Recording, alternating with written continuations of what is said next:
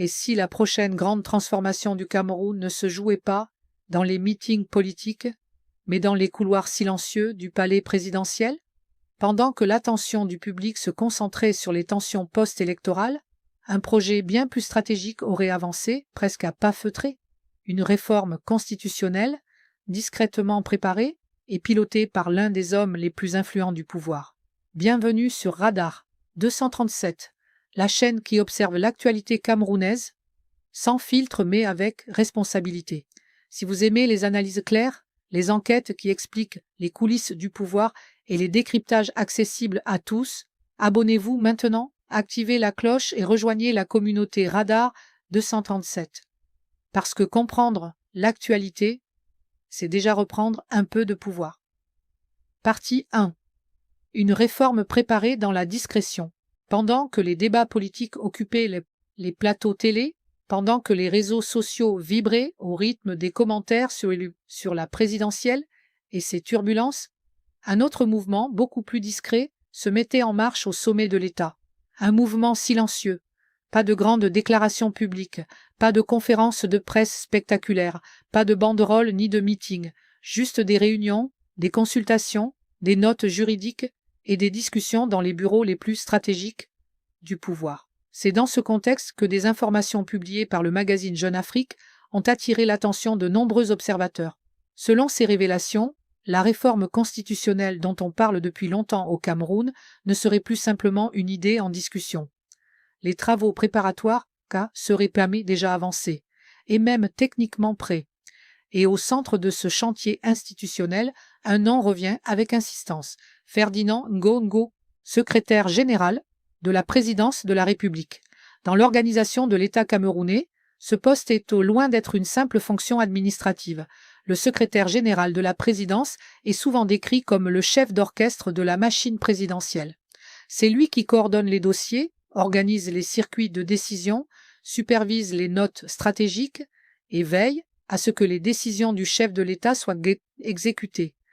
Autrement dit, si la présidence est une grande maison, le secrétaire général est celui qui tient les clés de presque toutes les portes.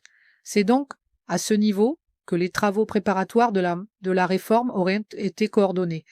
Selon les informations publiées, un cercle très restreint d'experts aurait été mobilisé pour réfléchir aux ajustements possibles de la Constitution camerounaise.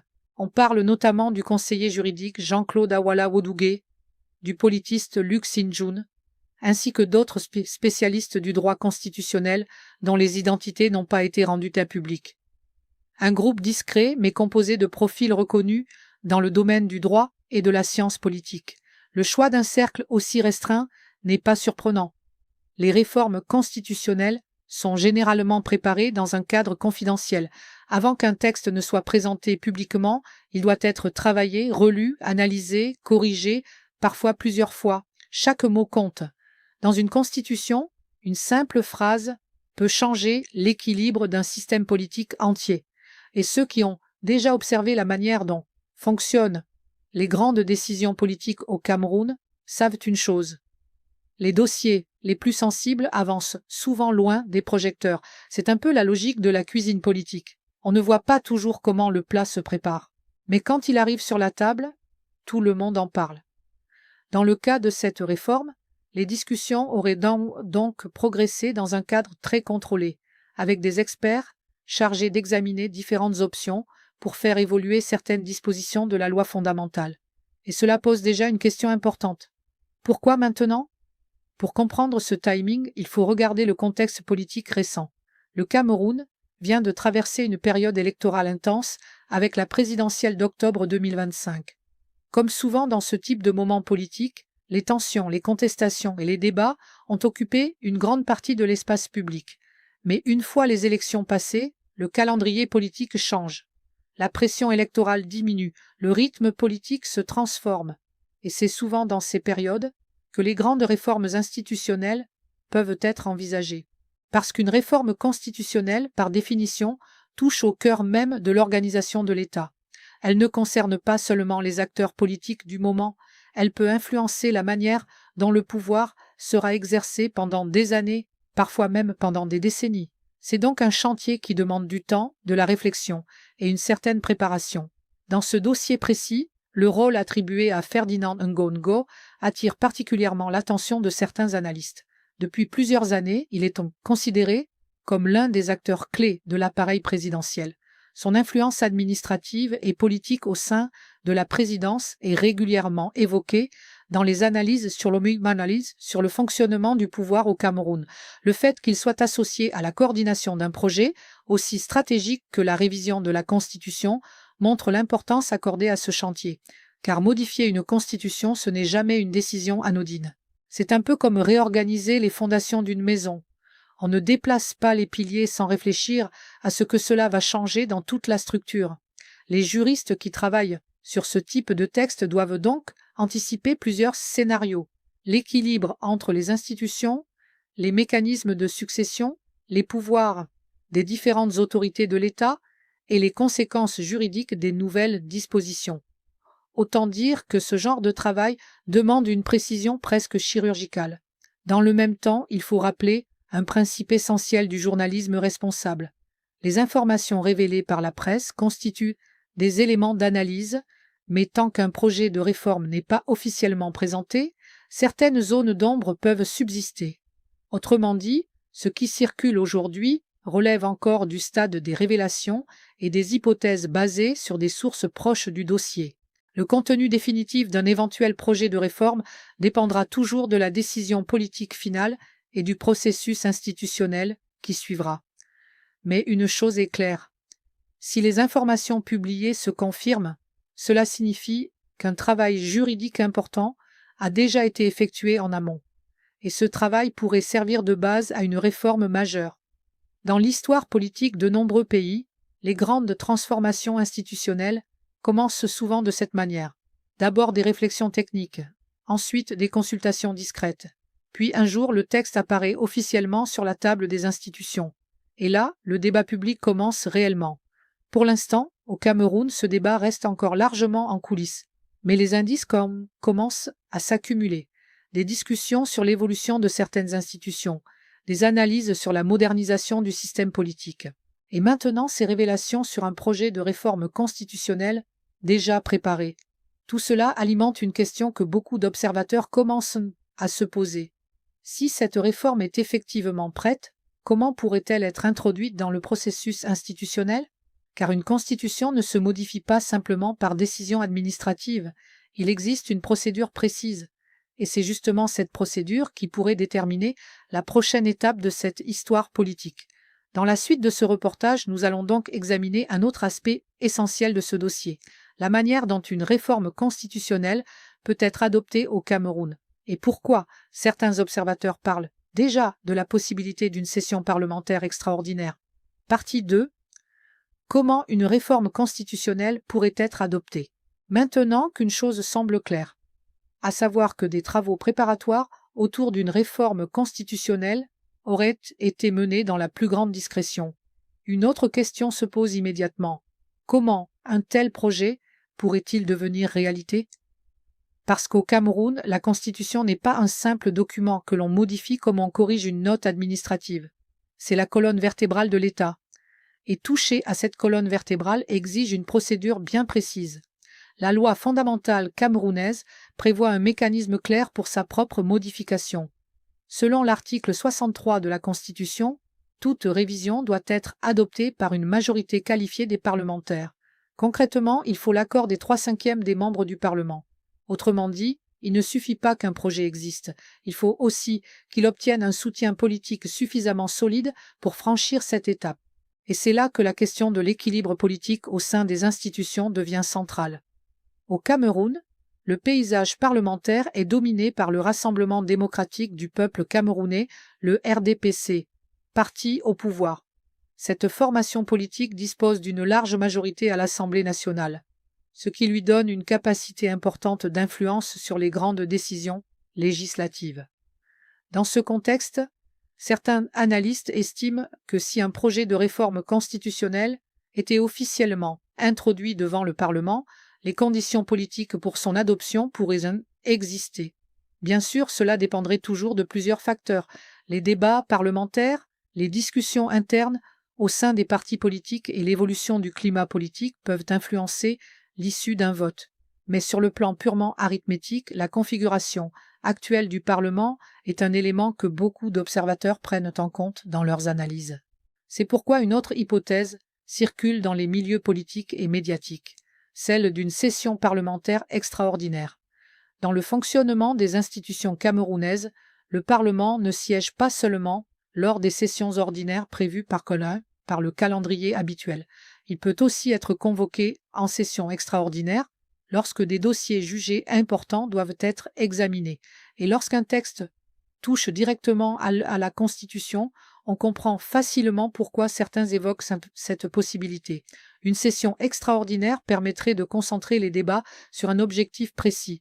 Les parlementaires seraient réunis pour examiner le projet de réforme, discuter de ses implications et éventuellement procéder au vote.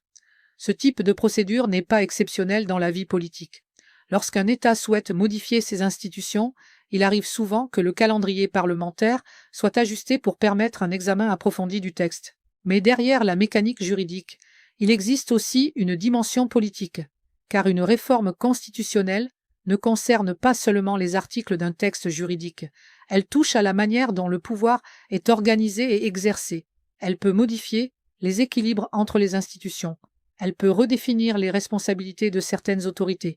Elle peut même, dans certains cas, influencer la manière dont les transitions politiques se déroulent. C'est pourquoi chaque réforme constitutionnelle attire toujours une attention particulière. Dans le cas du Cameroun, le moment politique actuel joue également un rôle dans les analyses qui circulent. La présidentielle d'octobre 2025 est désormais derrière le pays. Comme souvent après une élection majeure, la vie politique entre dans une phase différente. La compétition électorale immédiate diminue. Les priorités institutionnelles peuvent évoluer. Et les dirigeants disposent parfois d'une fenêtre politique pour lancer des projets de réforme. Dans le langage politique, certains appellent cela une période de respiration institutionnelle. C'est un moment où l'agenda politique peut être redéfini sans la pression directe d'une campagne électorale. Et lorsqu'on observe l'histoire politique du Cameroun, on remarque que certaines réformes importantes ont souvent été introduites dans ce type de contexte. Il faut également comprendre une autre réalité. Une réforme constitutionnelle est rarement improvisée. Avant d'arriver devant les parlementaires, un projet de ce type passe généralement par plusieurs étapes de réflexion et de validation. Les juristes analysent les implications du texte. Les responsables politiques évaluent les conséquences institutionnelles et différentes options sont parfois discutées avant de retenir la version finale. C'est un processus qui peut prendre du temps. Dans le cas évoqué par certaines révélations médiatiques, les travaux préparatoires auraient justement servi à préparer ce terrain. L'objectif serait de disposer d'un texte juridiquement solide, prêt à être introduit dans le processus institutionnel au moment jugé opportun. Et c'est précisément ce point qui alimente aujourd'hui de nombreuses spéculations. Si la réforme est effectivement prête sur le plan technique, la question qui reste ouverte est celle du calendrier politique. Quand un tel projet pourrait-il être présenté officiellement ?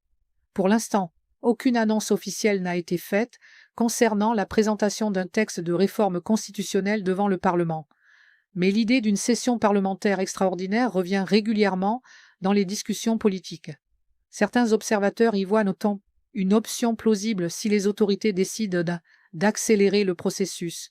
Car une fois que la machine parlementaire se met en marche, les choses peuvent évoluer assez rapidement. Les commissions examinent le texte, les parlementaires débattent, proposent parfois des amendements et finalement le vote intervient. C'est à ce moment-là que l'on voit réellement si le projet bénéficie d'un soutien politique suffisant. Mais il faut aussi rappeler que le Parlement n'est pas seulement un lieu de vote, c'est aussi un espace de débat. Même lorsque la majorité parlementaire semble acquise, les discussions autour d'une réforme constitutionnelle peuvent être riches et parfois intenses. Les parlementaires peuvent interroger les objectifs de la réforme, demander des clarifications juridiques ou proposer des ajustements. Et dans certains cas, ces débats permettent d'éclairer l'opinion publique sur les véritables enjeux du projet. Car au final, une constitution appartient à toute la nation. Elle définit les règles du jeu politique. Elle fixe les principes fondamentaux de l'organisation de l'État. Et elle influence la manière dont les citoyens vivent la politique au quotidien. C'est pour cette raison que chaque modification de ce texte attire toujours l'attention des juristes, des politologues et des observateurs de la vie publique. Dans le cas de la réforme évoquée aujourd'hui, une autre question commence déjà à émerger dans les discussions. Quelles sont exactement les modifications envisagées dans cette nouvelle architecture institutionnelle? Parce que derrière les procédures parlementaires et les équilibres politiques, il existe un élément précis qui semble se trouver au cœur du projet. Un changement qui pourrait transformer la logique de succession au sommet de l'État. Un changement dont parlent déjà plusieurs analyses. La possible création d'un poste de vice-président. Et c'est justement cette hypothèse qui ouvre la porte à la prochaine partie de notre analyse. Partie 3. La possible création d'un vice-président. Une petite ligne qui peut tout changer.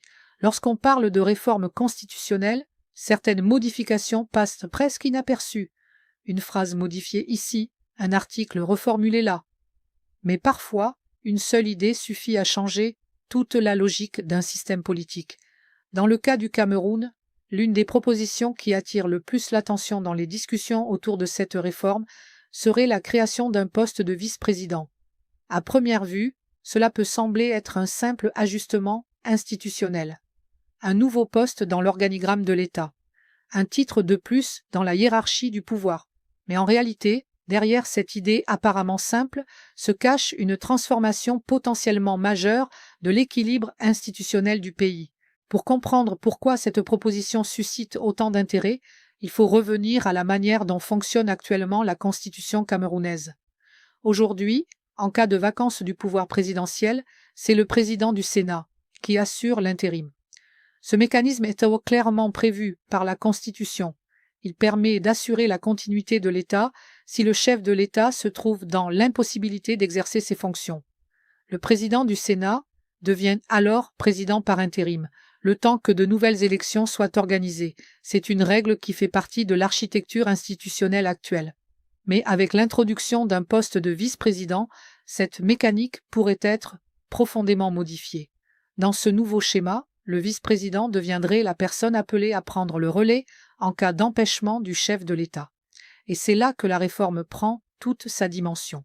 Parce que la manière dont un État organise la succession au sommet du pouvoir est l'une des questions les plus sensibles dans toute architecture constitutionnelle.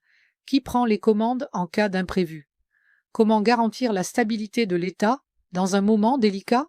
Comment éviter les incertitudes politiques dans une période de transition? Ces questions ne sont jamais purement théoriques. Elles touchent directement à la stabilité des institutions. Et c'est pourquoi la création d'un vice-président peut avoir des implications très importantes. D'abord, sur le plan institutionnel. Dans la configuration actuelle, le président du Sénat occupe une position particulière dans la structure du pouvoir. Son rôle dans la succession constitutionnelle lui donne une importance stratégique. Mais si un vice-président est créé et placé au sommet de la ligne de succession, cela modifierait automatiquement la place du Sénat dans cet équilibre. Autrement dit, une nouvelle pièce serait introduite dans le jeu institutionnel. Ensuite, il y a la question de la désignation. Selon les informations évoquées dans certaines analyses, ce vice-président pourrait être nommé et non élu. Et là encore, cela ouvre un autre champ de réflexion. Parce que la manière dont une personnalité accède à un poste aussi stratégique peut influencer la dynamique politique autour de cette fonction. Un vice-président, nommé par le chef de l'État, serait naturellement perçu comme un collaborateur direct du président, quelqu'un qui travaille au cœur de l'exécutif et partage sa vision politique. Dans ce cas, la relation entre le président et son vice-président serait basée sur la confiance et la proximité politique. Cela peut permettre une coordination étroite au sommet de l'État. Le vice-président pourrait participer aux grandes orientations, suivre les dossiers stratégiques et jouer un rôle actif dans la gestion quotidienne des affaires publiques. Mais au-delà des aspects administratifs, ce poste aurait aussi une dimension symbolique très forte. Dans beaucoup de systèmes politiques, la personne qui occupe la position la plus proche du chef de l'État devient naturellement une figure centrale du paysage politique. Son rôle attire l'attention. Ses prises de parole sont analysées, ses déplacements sont scrutés. Et progressivement, cette position peut devenir un véritable centre de gravité dans le jeu politique. Dans le cas du Cameroun, La création d'un vice-président pourrait donc ouvrir un nouvel espace dans la hiérarchie du pouvoir, un espace qui n'existe pas aujourd'hui. Et lorsqu'un nouveau poste apparaît dans une architecture institutionnelle, il change souvent la manière dont les acteurs politiques se positionnent, les alliances peuvent évoluer, les équilibres peuvent se redéfinir, les ambitions politiques peuvent aussi se réorganiser autour de cette nouvelle fonction. Mais ce n'est pas la seule dimension de cette réforme, car au-delà de la question du vice-président, les discussions autour de la réforme constitutionnelle évoquent également d'autres pistes. Certaines analyses parlent d'un possible redécoupage territorial. D'autres évoquent un renforcement du rôle des chefferies traditionnelles dans l'organisation institutionnelle. Il est aussi question d'un éventuel abaissement de l'âge requis pour être candidat à l'élection présidentielle. Chacune de ces propositions touche à un aspect spécifique de la vie politique. Le redécoupage territorial pourrait avoir des implications administratives et politiques dans l'organisation des régions et des collectivités locales. Le renforcement des chefferies traditionnelles pourrait s'inscrire dans une logique de reconnaissance accrue des autorités coutumières dans la gouvernance nationale. Quant à la question de l'âge minimum pour être candidat à la présidence, elle renvoie directement au renouvellement de la classe politique et à la participation des nouvelles générations. Mais malgré toutes ces pistes de réforme, un élément semble concentrer l'essentiel de l'attention: le vice-président. Parce que ce poste touche directement au sommet de l'État. Et lorsqu'on modifie les règles au sommet, cela a presque toujours des répercussions sur l'ensemble du système politique. C'est un peu comme dans un grand orchestre. Si l'on ajoute un nouveau chef adjoint à côté du chef principal, toute la dynamique de l'orchestre peut évoluer. Les rôles se redistribuent, les responsabilités se réorganisent. Et l'équilibre général peut changer. Dans le cas du Cameroun, la création d'un vice-président serait donc bien plus qu'un simple détail administratif. Ce serait une évolution majeure dans la manière dont le pouvoir exécutif est structuré. Mais cette évolution soulève aussi une question qui circule déjà dans de nombreuses discussions politiques. Une question que beaucoup de citoyens se posent depuis plusieurs années, parfois à voix basse, parfois dans des débats publics. Si un vice-président est créé, qui pourrait occuper ce poste? Et surtout, que signifierait cette nouvelle fonction dans le contexte politique actuel du Cameroun? Parce qu'au-delà des textes juridiques et des mécanismes institutionnels, il existe une réalité politique que personne ne peut ignorer, la question de l'avenir du pouvoir au sommet de l'État. C'est précisément ce point sensible qui nous amène à la dernière partie de notre analyse. Partie 4. Derrière la réforme. La question qui traverse toutes les discussions, l'après-Biya. Lorsqu'on observe les débats autour d'une réforme constitutionnelle, il y a toujours deux niveaux de lecture. Le premier niveau est juridique. On parle d'articles, de procédures, d'équilibre entre institutions. Le second niveau est politique. Et là, les questions deviennent beaucoup plus concrètes. Qui gagne en influence? Qui perd du terrain? Et surtout, vers quel futur politique ces changements peuvent-ils conduire? Dans le cas du Cameroun, un sujet revient avec régularité dans les discussions politiques depuis plusieurs années. La question de l'après-Biya. C'est une question sensible, une question parfois abordée avec prudence dans les débats publics. Mais c'est aussi une question qui existe bel et bien dans les analyses politiques, dans les cercles universitaires, dans les discussions entre observateurs de la vie publique. Car Paul Biya occupe la magistrature suprême depuis plusieurs décennies. Son rôle dans la vie politique camerounaise est profondément ancré dans l'histoire institutionnelle du pays. Et dans toutes les démocraties, tôt ou tard, la question de la continuité institutionnelle finit toujours par apparaître dans le débat. Comment organiser l'avenir politique d'un pays? Comment garantir que les institutions restent stables lorsque les acteurs politiques changent? Ces interrogations ne concernent pas seulement les dirigeants politiques. Elles concernent aussi les citoyens, les juristes, les économistes et tous ceux qui observent l'évolution du système institutionnel. Dans ce contexte, la possible création d'un poste de vice-président prend une dimension particulière, parce que dans beaucoup de systèmes politiques, le vice-président n'est pas seulement un collaborateur du chef de l'État. Il est aussi potentiellement la personne appelée à assurer la continuité du pouvoir. Autrement dit, la manière dont un État organise la succession constitutionnelle est toujours un signal politique fort. Lorsque les règles de succession sont modifiées, cela attire naturellement l'attention. Certains y voient une volonté d'anticiper les transitions futures. D'autres y voient simplement une adaptation institutionnelle. Mais une chose est sûre, ces réformes alimentent les discussions. Au Cameroun, la question de la succession présidentielle n'a jamais été officiellement placée au centre du débat politique institutionnel. Les institutions fonctionnent selon les règles prévues par la Constitution actuelle. Les élections présidentielles se tiennent selon le calendrier établi et le système politique continue de suivre son cours. Cependant, dans les analyses politiques, la réflexion sur l'avenir des institutions reste un sujet permanent, parce qu'une constitution n'est pas seulement un texte pour le présent, c'est aussi un cadre pour l'avenir. Et lorsque les juristes travaillent sur une réforme constitutionnelle, ils doivent forcément se projeter dans les années à venir. Ils doivent imaginer différents scénarios, comment les institutions fonctionneront-elles demain, comment garantir la stabilité politique dans des périodes de transition, comment éviter les incertitudes qui peuvent surgir lorsqu'un système politique entre dans une nouvelle phase.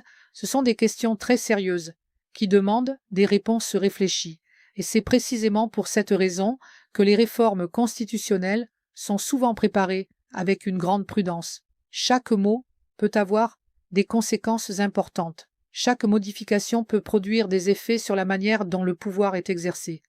Dans le cas de la réforme évoquée aujourd'hui, certains analystes estiment que la création d'un vice-président pourrait être interprétée comme un mécanisme destiné à clarifier la ligne de succession au sommet de l'État. Si un vice-président existe, et si ce vice-président occupe la première position dans l'ordre de succession, alors le processus devient plus lisible. La transition éventuelle entre deux périodes politiques pourrait être encadrée par des règles plus directes.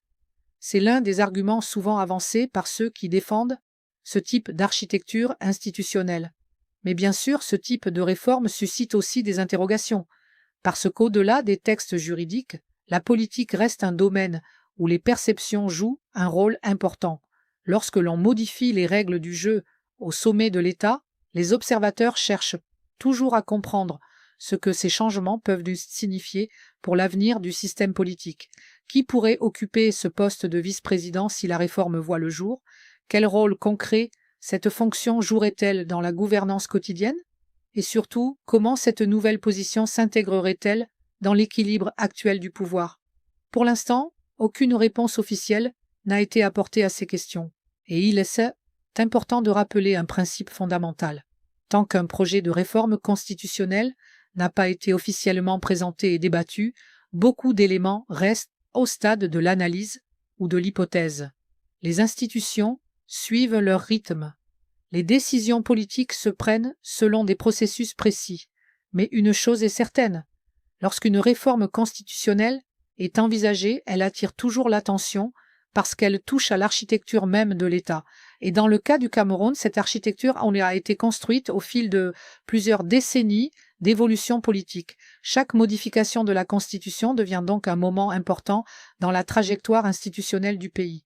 Un moment où les règles peuvent évoluer, un moment où les équilibres peuvent se redéfinir, et un moment où les citoyens commencent naturellement à se poser des questions sur la direction que prendra le système politique dans les années à venir. C'est pour cette raison que les débats autour de cette réforme sont suivis avec autant d'attention par les observateurs de la vie publique. Parce qu'au-delà des discussions techniques, c'est toute la réflexion sur l'avenir des institutions camerounaises qui se trouve en arrière-plan. Les prochaines étapes dépendront du calendrier politique, des décisions des autorités compétentes et du processus parlementaire qui pourrait être engagé. Mais si une chose est certaine, c'est que lorsque la Constitution évolue, le débat national s'ouvre toujours. Et dans la suite de ce reportage, il faudra revenir sur une question essentielle. Que pourrait réellement changer cette réforme pour les institutions camerounaises et pour l'équilibre du pouvoir dans les années à venir ?